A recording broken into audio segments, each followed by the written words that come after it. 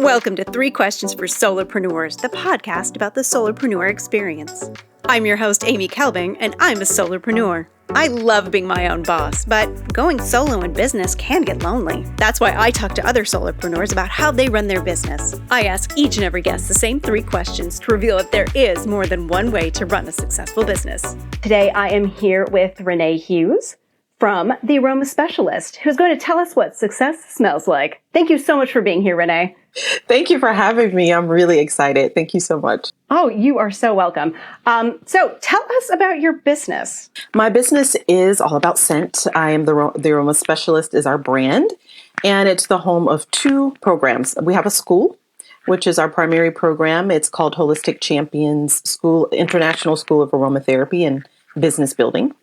And then I have a signature program called the Makeover Method. And that is an emotional detox program where we use aromatherapy and aroma tapping and breath work to regulate emotions and really help people to get clean emotionally, to help them with forgiveness, to help them with relationship building. It's a pretty amazing program. And it was actually our first before we moved into Holistic Champions. Oh, wow. I love that. I love that. So you have one arm that helps just anyone who's really interested in using aromatherapy to heal themselves. And then you have one arm of your business that helps coaches learn how to use aromatherapy in their businesses to help their clients. Absolutely. Exactly. That's what we do. You are helping so many people. I am doing that. I love it. I love it. How long have you been in business? Since 2009 is when I started. So long story there. But yeah, I left corporate work 2009, started my own business, never looked back. I was one of those people that went on a long journey before I found the thing for me. But this work that I'm doing now, I've been doing since about 2013. You started your journey as a solopreneur. Yes. But you've grown your team since then. Do you still consider yourself a solopreneur? You know, I do, even though it's probably not true anymore, because I was a solopreneur, oh my goodness, for so long. Ever since 2009, I hired my first person, oh gosh, probably around 2011, but permanently around 2013. And just in the last year or so, we've just ballooned. Our business since the pandemic went from a business that was, it was okay. It was a few thousand a month. And it was just, one of those businesses that I just kind of did. I enjoyed, and we just rolled with it. And I decided I wanted to do more. And in less than a year, we cleared 6 figures. We just exploded. Wow. Congratulations. Thank you. Thank you. It's an amazing journey and story. And it was at that point this past year, really, that we had to. So we kind of grew a little bit. I added a few people, but not even a year ago, I added a ton of people, other coaches and administrative staff and creative director and the whole thing. But the reason I still feel like a solopreneur is because, number one, I did it for so long, and I still have that feeling that we all have. You know how you just feel like you are the person to answer all the questions and to get it done, and ultimately it really all stops with you. So I haven't let go of that feeling yet. Solopreneur can mean a lot of things. It can mean a one-person show.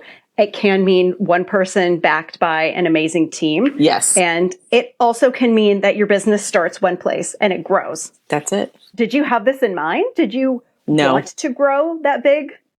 I knew that I wanted to help more people. I never set out to have a 6-figure business. I never had a number in mind. I just wanted to know that I was coaching in a way that I was reaching my potential, that I felt fulfilled. And I do now, and I didn't before. And it really isn't about the number. It's about the number of people that I've affected, the transformations. And the transformations my students are making in their business is this trickle-down effect that's just incredibly fulfilling. So that is what I was looking for, that I knew I wanted. That feeds so nicely into the 3 questions for this season. Because on this podcast, I ask all my guests the same 3 questions. And this season, it's all about the clients. Yeah. Because they're really the heart of your business. They are the heart of it. Yes. So let's just roll into the questions. So the first question is, why do you work with the people you work with? Did you find your target audience or did they find you? They really did find me. When I started, I have two little stories in that. When I started, the first program really that came out of what I'm doing now was the Makeover method. That method came out of me. I was going through just a really difficult, the most difficult time emotionally that I had gone through. And I couldn't, and I had done all this studying. I was a good coach. I was helping other people already I started with chronic conditions, but that I had already started moving into emotional support. And I was stuck. And I said, I got to get unstuck. Like I couldn't, my nervous system was stuck in a place where I couldn't move forward. And I developed the program for me. And once I realized how well it was working, I started using it with my clients. And it just exploded from there. It was making such an impact on their lives that I was like, I have to keep doing this. I have to make this a part of like a real program that I serve people with. So that's how that happened. So it kind of, that one came from me, but I didn't intend it for it to be what it came to be. When it came to Holistic Champions, though, I feel like they found me in the sense that, and it kind of came from Mood Makeover. Here's what happened. As I was getting more and more clients, they were coaches. The people that were coming to me for Mood Makeover were coaches. They were EFT practitioners and nurse practitioners and mindset coaches and business coaches. And I looked around and I was like, I am surrounded by coaches. Not all of them are coaches. I have people who are interpreters and do admin work and all that kind of thing too.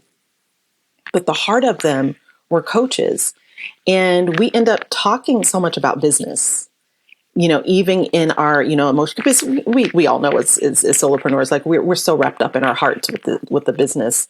And we need to be clear and free. We don't, the fear and the anxiety and the bad relationships and the imposter syndrome, all this stuff, we have to get it clear in order for us to work well with our clients. And the more I started thinking about that and supporting those who were coaches, who were my clients, the more I thought, I want to teach this. I want to teach this. And I wanted to also teach people how to use aromatherapy. And so Holistic Champions was born from that. That's such a great story. I always think the best things that you can offer other people come from yourself.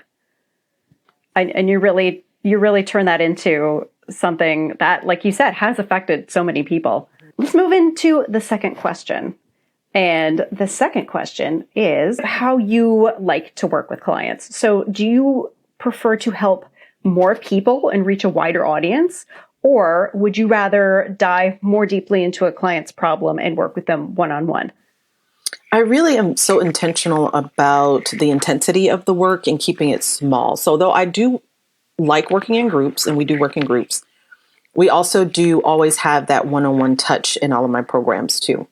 We typically, when I'm bringing on a new set of clients for my group, for my program or the school, we usually cut it off at about 9 people at a time. And then the program, each one is 6 months. So we work intensely with those 9 people over a 6-month period. This is the first time that we're going to be opening that up beginning in January, and we're actually doubling it because we have the capacity now. So we're going to be opening up to 20, which is still a very intimate group when you think about some of the programs out there where there's just tons of hundreds and even thousands of people are in these schools and these programs. We'll continue to keep it small because to me, intimacy is so important with the work that I do. And there's not a lot of it out there especially for the Holistic Champions is a certification program. And a lot of certification programs, you're going through modules, you're going through the thing, you might have some instructor work, but that one-on-one time with someone who can tell you how to now implement this into your business you don't see it as much. And I want to keep that feeling. I want to keep that intimate feeling. So I really do like that smaller group. That is great. And I do think that is such a different model, like you said, than a lot of programs. And I think that aligns more with what you were trying to do. So I think you want to reach a lot of people, but you want to interact with them one-on-one. Yes. So what kind of businesses benefit from including aromatherapy in their offerings? You were talking about the coaches that you were working with. So what kind of businesses And what is the benefit for these coaches offering aromatherapy in their services? There's two succinct sets that we're finding that are coming to us and that are doing really well. The first set are people who are licensed practitioners like psychologists, therapists, counselors who want to move into coaching. It's a very different world. And legally, you have to have two separate. If you're going to coach and you're, licensed psychologist and you're coming over to this world, it's very different. So they benefit from what we do, of course, with aromatherapy, but also because we teach them how to be a coach, because it's so different, and how to set that up. The way their clients benefit and why people from that world come to us is because they want more to offer their clients than medication or just the talk therapy. And they're finding that it's not working enough. It's not giving them a complete transformation. And they're working with the same people for years and years and years, and they're not seeing the complete transformation. And so for some, they want more. Aromatherapy is really, it's profound how well it works with our limbic system, the amygdala, which is, what's responsible for desire and all these things. And so because of where the olfactory bulb is placed, it's just an immediate reaction, an immediate benefit for the central nervous system and for our limbic system. And so because of that, practitioners get a better result. They get a deeper transformation along with the talk therapy or whatever else they were offering. Which brings me to how it helps the second set, and those are coaches. So these are EFT practitioners, NLP, mindset coaches, quite a few, even business coaches and productivity coaches.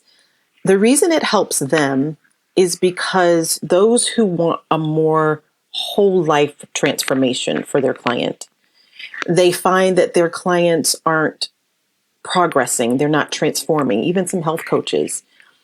And aromatherapy helps people to rewire the way they think, which is required for people you have to follow the protocol. So if you're a coach and all of us know this, and you put somebody on a recommendation and they don't do it, they're not going to see a transformation. It's not because you're not a good coach or your thing doesn't work. It's that they didn't implement it. Aromatherapy helps them to implement it because it changes how they think and the desire behind what it is that you're giving them. It also helps them to create a really unique signature offer that other coaches who are doing what they do may not be using. And it just makes it a more well-rounded offering. And we find that our coaches do really well with it. Scent is so, so powerful. And I think we all don't think about it enough and how it can help us achieve what we want to achieve.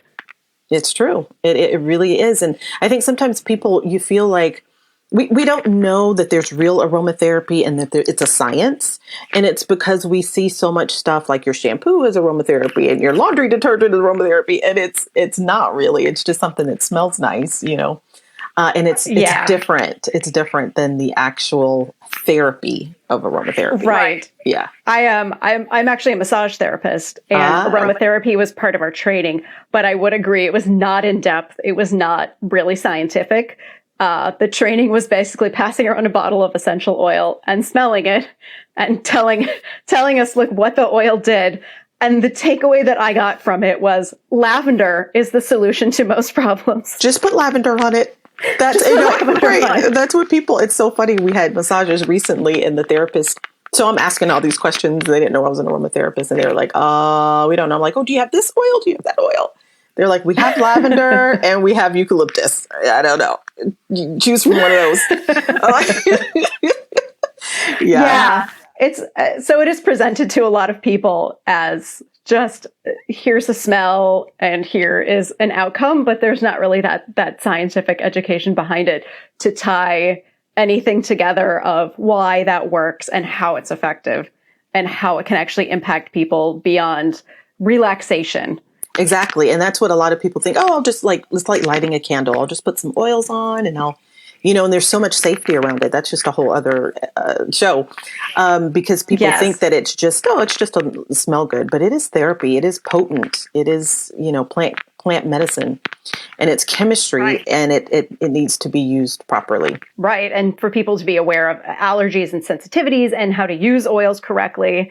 I don't know. There was a Netflix documentary about one of the MLM aromatherapy, the essential oil. Actually, they weren't aromatherapy. They're just an essential oil business, about how people were abusing the products and how they were like just drinking undiluted essential oil and putting undiluted essential oil on their skin.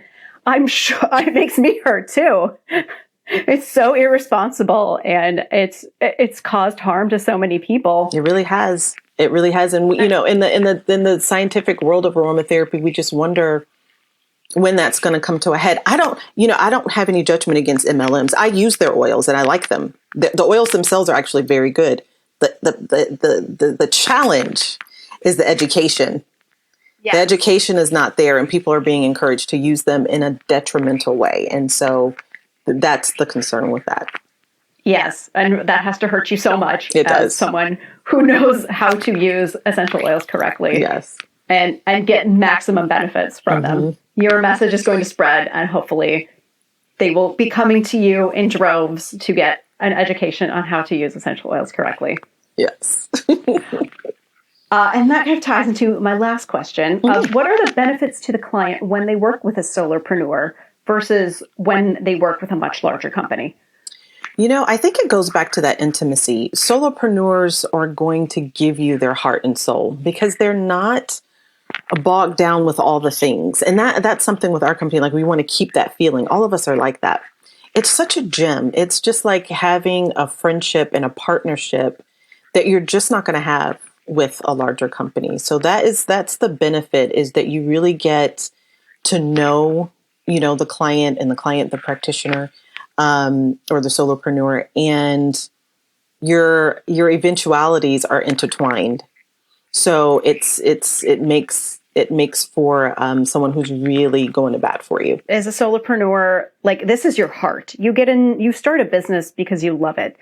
And it's not just like a money-making venture. Sure, that's part of it because we all have to eat, we all have to live. But like, it really is like passion. It's passion. It's you're invested in your clients in a way that someone in a bigger company isn't going to be invested. That's exactly right. They can't be. It's just a completely different feeling. With that in mind, do you have any words of advice for a solopreneur who might be on the fence? Someone who has thought about starting their own business and thinks it's scary and isn't quite sure what to do. What would you tell this person? Oh gosh, I will control myself on this one because I could talk all day on it. But I would just say, please take the leap. Fear keeps us from doing so many things that are extraordinary that will change our life. I mean, when my husband and I, we started our businesses, well, I'll go all the way back to when we got married. We knew we wanted to have our own businesses. We had to really fight for it. We had to fight for it. And it wasn't easy. It's not easy financially. We had to simplify our lives. Do what you have to do. If your heart and your mind and everything is telling you that I really want to do this, I have something special, I want to share it, do it. Don't let anything hold you back. And even if you have to start small while you're still, in your corporate career or anything like that, test the waters, see how people respond to your service, and how you feel about doing it. But don't squash it because of fear or overwhelm, or I don't have the time, or I'll do it when the children are grown, or I'll do it when. Just really give yourself that gift because it's such a gift to everyone else as well. If someone's still on the fence after seeing the spark in your face when you start to talk about being a solopreneur, I don't know what's wrong with them, because I think that's all the push that you need. If that just lit you up to talk about being a solopreneur and how much it changed your life and how much it gave you the life that you wanted to be living. 100% worth every scrapping difficult. And it's not that you won't have some tears and struggles along the way. You will. It's so worth it. I think those things, they give meaning to all the joy behind it. Like, you don't fully understand how amazing this can be unless you've encountered some setbacks just to see, like, here is what it feels like when you overcome everything and when you get to where you want to be. This is what it feels like when you fight for something that you really want and you deliver it and you end up exactly where you want to be. Exactly. It's amazing. It's hard to put words to it. I can just tell you that it's everything that you've dreamed. You know, I remember sitting around dreaming about doing what I'm doing right now, being interviewed, you know, being known for something. It is so worth it. And those embers of all those years when I would think about it and want it and pray for it and work towards it, all those years, it was worth it. It really was. And there was really never a time that it wasn't worth it. So that's the other thing. Even when I was sad and frustrated as a solopreneur, I never wanted to stop. I think that's great advice. Just never stop. Well, thank you so much for being on the show. To transition us out back into the world, could you lead us in a little breathing exercise? Absolutely. I want to talk to you a little bit about breath work with tapping and aromatherapy, kind of how I blend them all together. And so what my method is that we breathe through the nose, and everybody's kind of used to that. You kind of imagine that you have a rubber band tied around your tummy. And when you breathe in through the nose, you're expanding that rubber band both in front where your tummy is and also the low back. I want to try to activate that lower portion of your lung. There won't be a lot of movement, but you'll feel some. So get your oils and just kind of, you can just drop that in your hand, cup it over the nose, breathe in through the nose, expand really slow as you possibly can. And then you're going to let that air out through the mouth or the nose, your preference. If you have asthma, I prefer you do it through the nose. You can also through the mouth, really slowly.